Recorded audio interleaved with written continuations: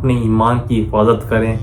آج کل کا دور بہت مشکل دور ہے، سوشل میڈیا کا دور ہے، خبریں ایسی آتی ہیں کہ آپ اور میں اس کو سمجھ نہیں پاتے کہ جھوٹ ہے یا سچ ہے۔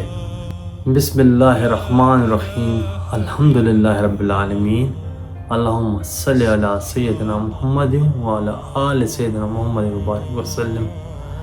امید ہے آپ سب لوگ خیریت سے ہوں گے۔ رمضان شریف چل رہا ہے تو میں بھی مصروف ہوں۔ رمضان شریف میں کہ لوگوں کا اسکیڈول چینج ہو جاتا ہے، آپ لوگوں کو پتہ ہے۔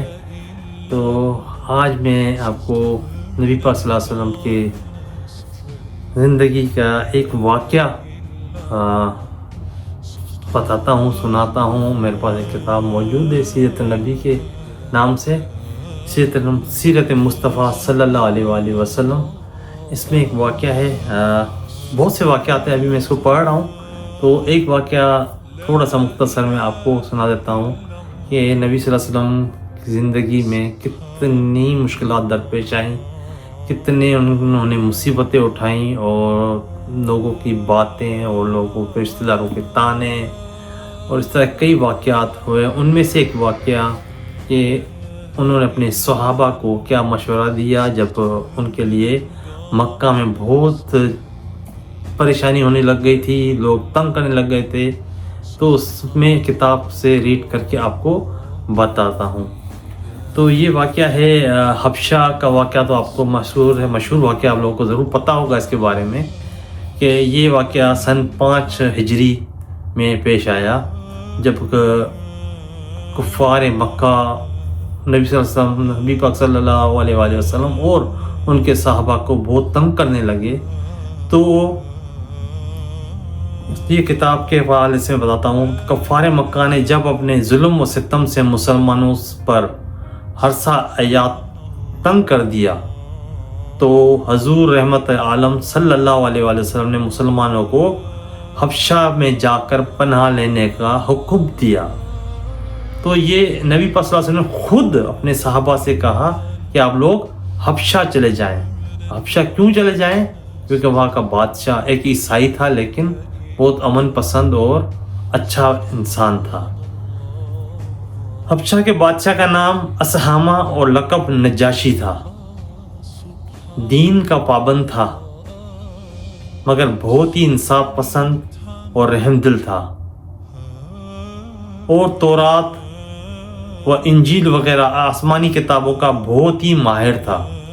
تو وہ تورات اور انجیل کی کتابوں کا، جس طرح ہم مسلمان میں بھی لوگ ہیں جو انہوں نے قرآن کو بہت غور سے اچھے طریقے سے پڑھا ہے اور ان میں سے انہوں نے علم حاصل کیا ہے، تو اسی طرح اس نے اپنے اس کتاب سے، جو ہماری آسمانی کتاب جس میں ہم بھی یقین رکھتے ہیں، تورات و انجیل سے اس نے کافی کچھ اس میں ماہر تھا، وہ اس کے علم سے۔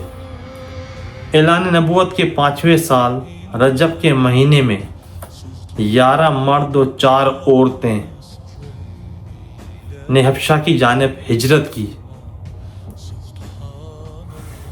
ان مہاجرین کرام کے مقدس نام حسب ذیل ہیں۔ جو لوگ مکہ سے ہجرت کر کے حبشہ کی طرف گئے نبی کریم صلی اللہ علیہ وسلم کے حکم پر، ان میں جو لوگ گئے ان میں سے کچھ نام موجود ہیں، جس میں حضرت عثمان غنی رضی اللہ تعالیٰ عنہ اور ان کی بیوی حضرت بی بی رقیہ رضی اللہ تعالیٰ عنہ، جو کہ نبی پاک صلی اللہ علیہ وآلہ وسلم کی صاحبزادی تھیں،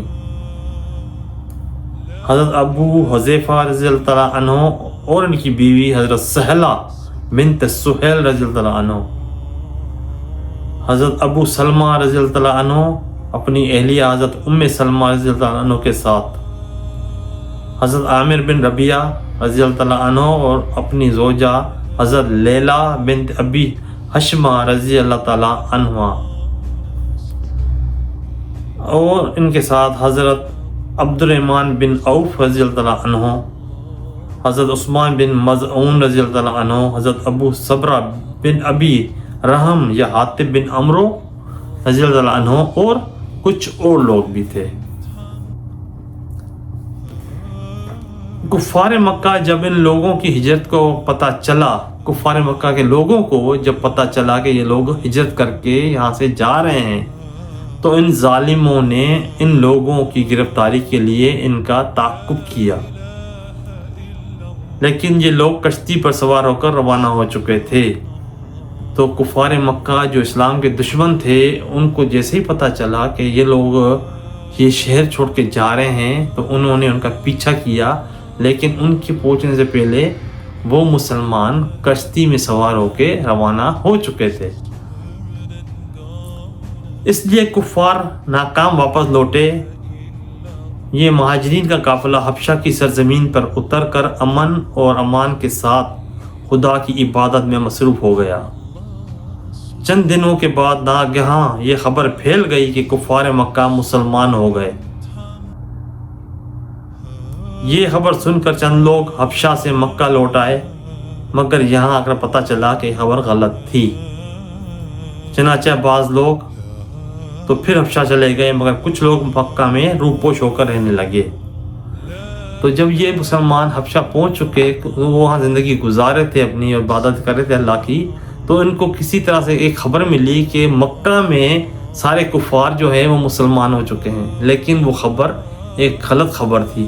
لیکن یہ غلط خبر سن کر یہ جو صحابہ کرام تھے یہ واپس لوٹ کے آ گئے تھے مکہ، لیکن جب وہاں پہنچے انہیں پتہ چلا کہ وہاں تو ایسا کچھ بھی نہیں ہے، تو وہ کچھ لوگ وہاں چھپ کے رہنے لگے اور کچھ لوگ وہاں سے واپس آ گئے حبشہ کی طرف۔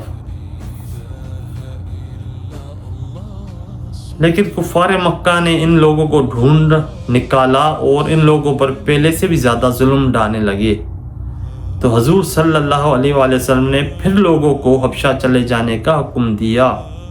چنانچہ حبشہ سے واپس آنے والے اور ان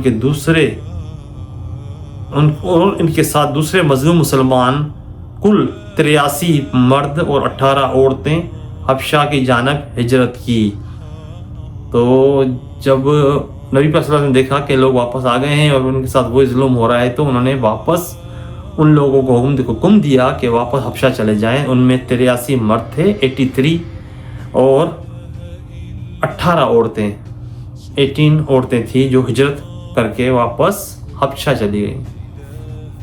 تو تمام مہاجرین جو ہجرت کر کے مکہ سے حبشہ چلے گئے نبی پاک صلی اللہ علیہ وسلم کے حکم پر، وہ نہایت امن و سکون کے ساتھ حبشہ میں رہنے لگے۔ مگر کفار مکہ کو کب یہ گوارا ہو سکتا تھا کہ فرزندان توحید کہیں امن و چین کے ساتھ رہ سکے۔ ان ظالموں نے کچھ طائف کے ساتھ عمرو بن العاص اور عمارہ بن ولید کو بادشاہ حبشہ کے دربار میں سفیر بنا کر بھیجا۔ ان دونوں نے نجاشی کے دربار میں پہنچ کر تحفوں کا نذرانہ پیش کیا اور بادشاہ کو سجدہ کر کے فریاد کرنے لگے کہ اے بادشاہ، ہمارے کچھ مجرم مکہ سے بھاگ کر آپ کے ملک میں پناہ لے کر رہ رہے ہیں، آپ ہمارے ان مجرموں کو ہمارے حوالے کر دیجئے۔ یہ سن کر بادشاہ نے مسلمانوں کو دربار میں طلب کیا اور حضرت علی رضی اللہ عنہ کے بھائی حضرت جعفر رضی اللہ عنہ مسلمانوں کے نمائندہ بن کر گفتگو کے لیے آگے بڑھے اور دربار کے آداب کے مطابق بادشاہ کو سجدہ نہیں کیا، بلکہ صرف سلام کر کے کھڑے ہو گئے۔ درباریوں نے ٹوکا تو حضرت جعفر رضی اللہ عنہ فرمایا، ہمارے رسول پاک صلی اللہ علیہ وآلہ وسلم نے خدا کے سوا کسی کو سجدہ کرنے سے منع فرمایا ہے، اس لیے میں بادشاہ کو سجدہ نہیں کر سکتا۔ اس کے بعد حضرت جعفر بن ابی طالب رضی اللہ عنہ نے دربار شاہی میں اس طرح تقریر شروع فرمائی کہ اے بادشاہ، ہم لوگ ایک جاہل قوم تھے، شرک و بت پرستی کرتے تھے، لوٹ مار، چوری، ڈکیتی، ظلم و ستم اور طرح طرح کی بدکاریوں اور بدعمالیوں میں مبتلا تھے۔ اللہ تعالیٰ نے ہماری قوم میں ایسا شخص کو اپنا رسول بنا کر بھیجا جس کے حسب و نسب اور صدق و دیانت کو ہم پہلے سے جانتے تھے۔ اس رسول نے ہم کو شرک و بت پرستی سے روک دیا اور صرف ایک خدائے واحد کی عبادت کا حکم دیا۔ اور ہر قسم کے ظلم ستم اور تمام برائیوں اور بدکاریوں سے ہم کو بنا کیا۔ ہم اس رسول پر ایمان لائے اور شرک و بت پرستی چھوڑ کر تمام برے کاموں سے تائب ہو گئے۔ بس یہی ہمارا گناہ ہے جس پر ہماری قوم ہماری جان کی دشمن ہو گئی ہے، اور ان لوگوں نے ہمیں اتنا ستایا کہ ہم اپنے وطن کو خیر آباد کہہ کر آپ کی سلطنت کے زیر سایہ پرامن زندگی گزار رہے ہیں۔ اب یہ لوگ ہمیں مجبور کر رہے ہیں کہ پھر ہم اس پرانی گمراہی میں واپس لوٹ جائیں۔ حضرت جعفر رضی اللہ تعالیٰ عنہ کی تقریر سے نجاشی بادشاہ بے حد متاثر ہوا۔ یہ دیکھ کر کفار مکہ کے سفیر عمرو بن العاص اپنے ترکش کا آخری تیر بھی پھینک دیا اور کہا کہ اے بادشاہ، یہ مسلمان لوگ آپ کے نبی حضرت عیسیٰ علیہ السلام کے بارے میں کچھ دوسرا ہی اعتقاد رکھتے ہیں جو آپ کے عقیدے کے بالکل ہی خلاف ہے۔ تو جب بادشاہ نے حضرت جعفر کی جو تقریر تھی وہ سنی، اس سے متاثر ہوا، تو یہ چیز انہوں نے بھی نوٹ کر لی کہ انہوں نے کفار مکہ نے کہ بادشاہ متاثر ہوا ان کی باتوں سے، تو انہوں نے پاسا پلٹا کہ کیونکہ بادشاہ ایک عیسائی تھا تو اس کو انہوں نے کہا کہ یہ لوگ مسلمان بھی ہیں اور ساتھ میں آپ کے جو ہیں اس طور پہ وہ نجاشی اس کو پتہ نہیں حضرت عیسیٰ کو خدا کہتے تھے یا کیا کہتے تھے، آئی ڈونٹ نو، کہ اس کو کہا کہ وہ ہم مسلمان، یہ جو مسلمان قیدی ہیں یا جو رہ رہے ہیں، یہ آپ کے حضرت عیسیٰ کے خلاف بھی باتیں کرتے ہیں، مطلب ان کو بھڑکانا شروع کیا ان لوگوں کے خلاف۔ یہ سن کر نجاشی بادشاہ نے حضرت جعفر رضی اللہ عنہ سے اس بارے میں سوال کیا، تو آپ نے سورہ مریم کی تلاوت فرمائی۔ حضرت جعفر نے سورہ مریم کی تلاوت فرمائی۔ کلام ربانی کی تاثیر سے نجاشی بادشاہ کے قلب پر اتنا گہرا اثر پڑا کہ اس پر رکت طاری ہو گئی اور اس کی آنکھوں سے آنسو جاری ہو گئے۔